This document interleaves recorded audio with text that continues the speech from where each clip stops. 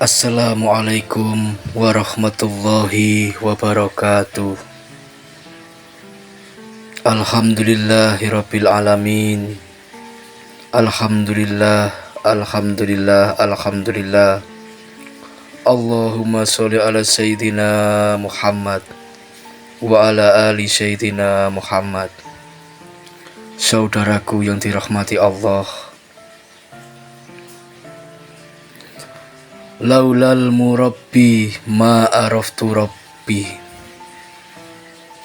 Seandainya tidak ada sang guru, niscaya aku tak mengenal Tuhanku.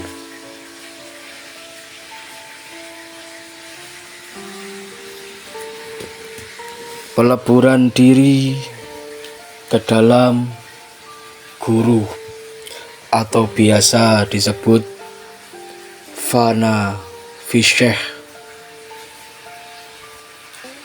Fana fi syekh atau peleburan diri kepada guru dalam tahap awal dalam perjalanan spiritual suluk seorang murid atau salik dalam torekot. Secara harfiah, fana berarti pemusnahan, peleburan, atau menghilangkan diri. Sementara syekh atau mursyid merujuk pada guru atau pembimbing spiritual, pembimbing rohani. Intinya, fana fi syekh atau peleburan kepada guru, pasrah kalau orang Jawa, adalah proses di mana seorang murid melenyapkan kehendak pikiran, hasrat, dan identitas dirinya sendiri, menggantikannya dengan kehendak sifat dan ajaran syekh atau guru. Tujuannya adalah agar murid dapat melihat dan merasakan syekh sebagai cermin yang sempurna atau refleksi dari ajaran Nabi Muhammad Sallallahu Alaihi Wasallam, dan melalui syekh itulah murid dapat menapai jalan menuju Allah Subhanahu wa Ta'ala. Mengapa kita harus latihan fana, latihan pasrah kehadap guru? Tujuannya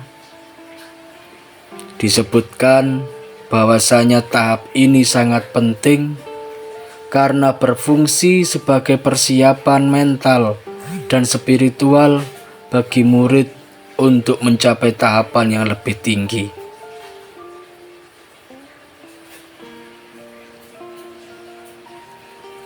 Tahapan yaitu agar disiplin dalam riyadhah, menghilangkan ego nafs atau ego diri si murid.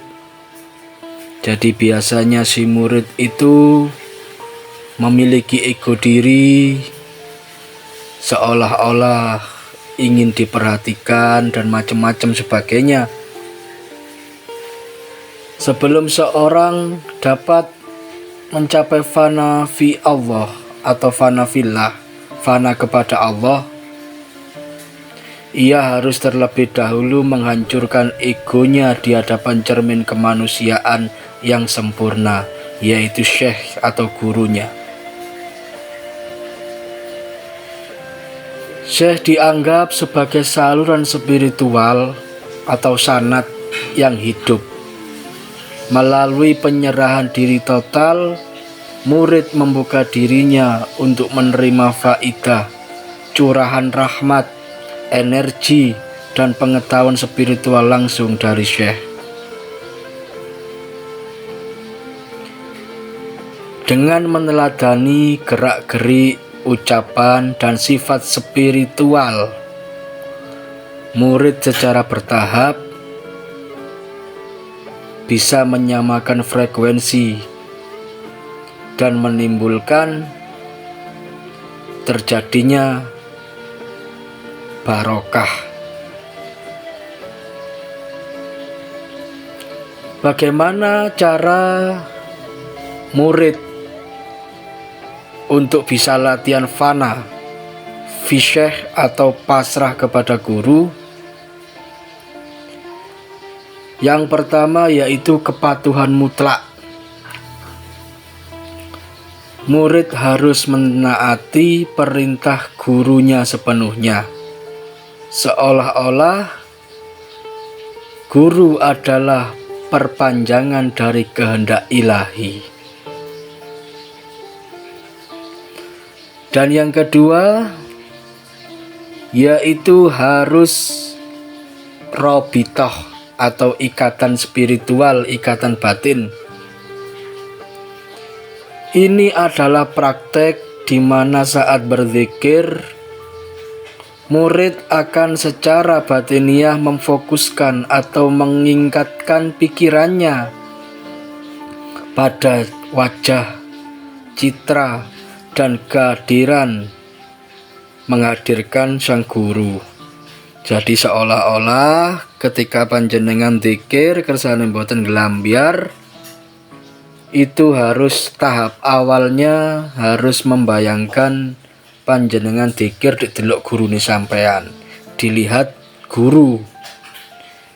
Nanti lama kelamaan akan hilang, akan bisa fokus. Setelah fokus bayangan guru saja akan hilang, sehingga yang nampak akan seperti biasanya cahaya yang tidak terbatas. Dan yang ketiga yaitu mengadopsi sifat syekh.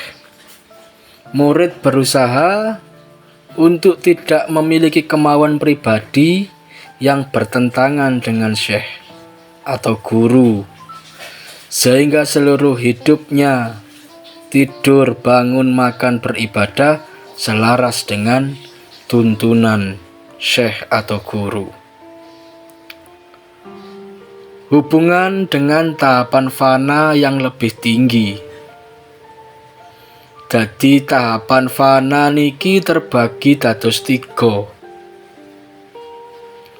Sing pertama sing kudu dilakoni supaya saged fana nggih menika fana fisyeh. Fana dumateng guru.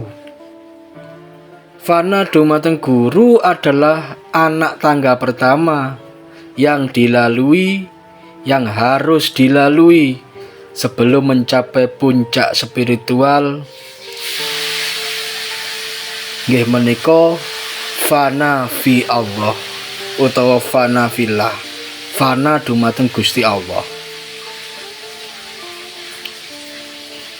Fana fisyeh tahapan pertama nggih menika peleburan kehendak diri ke dalam syekh, ke dalam diri guru.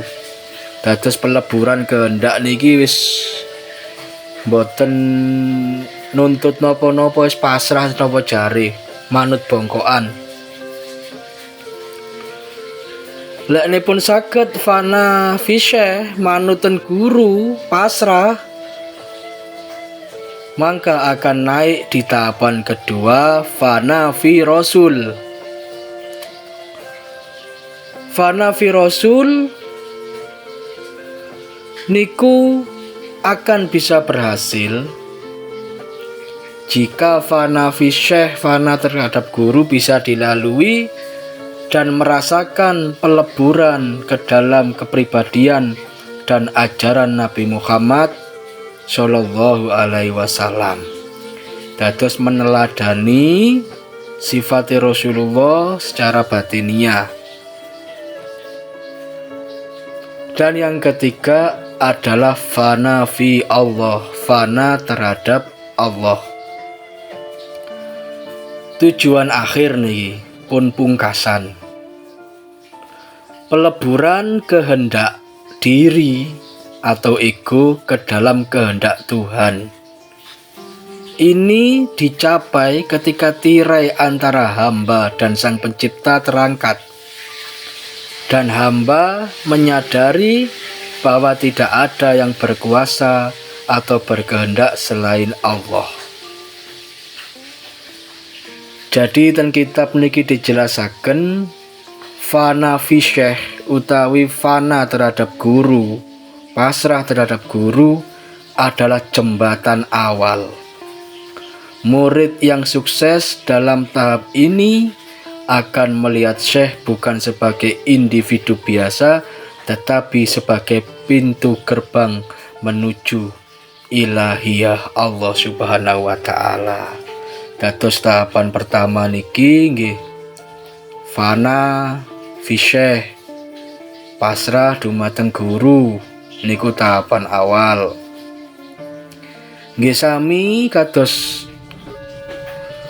ngeten, balak-balik kula sampaiaken dos pundi kita saged iman ten Gusti Allah lek niki kita mboten saged ngimani sing nyata Gusti Allah Maha Gaib. Yok napa kita saged ngimani lek awake dhewe mboten saged ngimani sing sami-sami ketinggal. Nggih sami kados listrik, sumber listrik lek ten Malang ten Karangkates, ten Bendungan. Lah nopo perlu kita kepingin ngecas HP budal ten Karangkates? Mboten. Kita nggih golek colokan sing cedhek, colokan sing dialiri listrik. Lah colokan sing dialiri listrik niku diibarataken niku gurune sampean, sehe sampean sing paling cedhek kali sampean. Nah, dari situlah sang guru akan memiliki sambungan sanad dari gurune sampean munggah nang gurune maneh, nang gurune maneh sampai ten Kanjeng Nabi. Lah niku lah sing dimaksud sanad. Dadi kudu enten jenenge istilah sanad keilmuan, terus mantunipun tawasul, sinten sing ditawasuli ya niku kudu jelas. Dados tiang belajar makrifat niku wonten kalih. Lek nih mboten enten gurune makrifat niku nggih sing mimpin setan, tapi lek enten gurune sing sambungane jelas nggih insyaallah niku ingkang bersanad sampai ten Kanjeng Nabi Muhammad sallallahu alaihi wasallam. Ngoten mawon sing saged kula sampaiaken, muga-muga ndadosaken hikmah. Mugi-mugi kita sedaya dipun paringi kekuatan kali Allah supados saged istiqomah ndandani awake piyambak-piyambak. Assalamualaikum warahmatullahi wabarakatuh.